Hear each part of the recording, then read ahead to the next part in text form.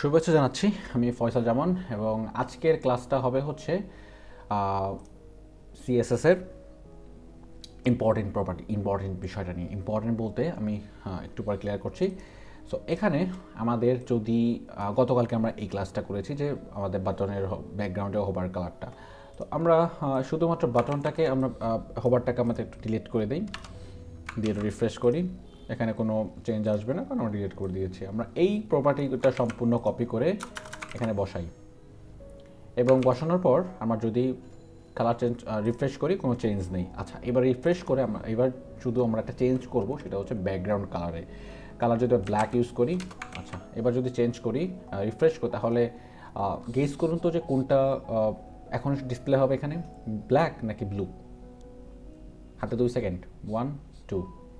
যারা দ্বিতীয়টাকে সিলেক্ট করেছেন তারা রাইট, কারণ সিএসএস তাদেরকেই হচ্ছে এখানে প্রায়োরিটি দেয় যে লাস্টে থাকে।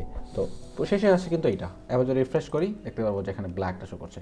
সিমিলারলি আমি যদি এটা কপি করে আবার যদি রিফ্রেশ করি, পেস্ট করে এখানে যদি দেখি যে গ্রিন, তাহলে কিন্তু অবভিয়াসলি গ্রিনটাকে পাবে, তাই না? এইবার আপনার মনে হতে পারে যে এবার আমার কাছে মনে হচ্ছে যে আমার সব কিছুই সেম থাকবে, কিন্তু আমি কোনো একটা জায়গায় সব কিছুই সেম, আমি চাচ্ছি কোনো একটা জিনিস ওভাররাইট হবে। সে ওভাররাইটটা হচ্ছে আমি যেটাকে স্পেসিফিকভাবে ম্যানুয়ালি সেট করব সেটা ওভাররাইট হবে। এখন যদি মনে হয় যে আমার ব্ল্যাকটাকে আমি ডিসপ্লে করতে চাচ্ছি, আমি 3টা প্রপার্টিকে রাখতে চাই, এখন আমি ব্ল্যাকটাকে আমি এখানে ওভাররাইট করতে চাই, আপনি জাস্ট এখানে সিম্পল একটা লিখবো ইম্পর্টেন্ট লিখে, আচ্ছা ব্ল্যাকের এখানে এটা ক্লোজ করে, ইম্পর্টেন্টের পর এটা ক্লোজ করবো আমরা। এইবার যদি রিফ্রেশ করি দেখতে পারবো এখানে ব্ল্যাকটা কিন্তু এখানে ইম্পর্টেন্সটা নিয়ে নিয়েছে। সো আমাদের সিএসএসে সিস্টেমটা হচ্ছে যে সিএসএস বলি না কেন, বা আমরা জাভা স্ক্রিপ্ট বা হচ্ছে আমরা পিএইচপি যেখানে যাই না কেন, শেষে যে প্রপার্টিগুলো থাকে, শেষে যে ভ্যালুগুলো থাকে, শেষে যে স্ক্রিপ্টটা থাকে, সেইটাই হচ্ছে লোড নেয় আগে।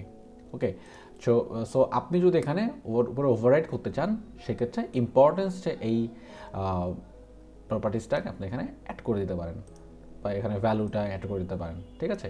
সো এইটা যে কোনোর উপরেও হতে পারে, শুধু যে ব্যাকগ্রাউন্ড কালার সেটা কিন্তু নয়। আপনি চাইলে প্যাডিংয়ের উপরে অ্যাপ্লাই করতে পারেন, আপনি চাইলে বর্ডারের উপরে অ্যাপ্লাই করতে পারেন।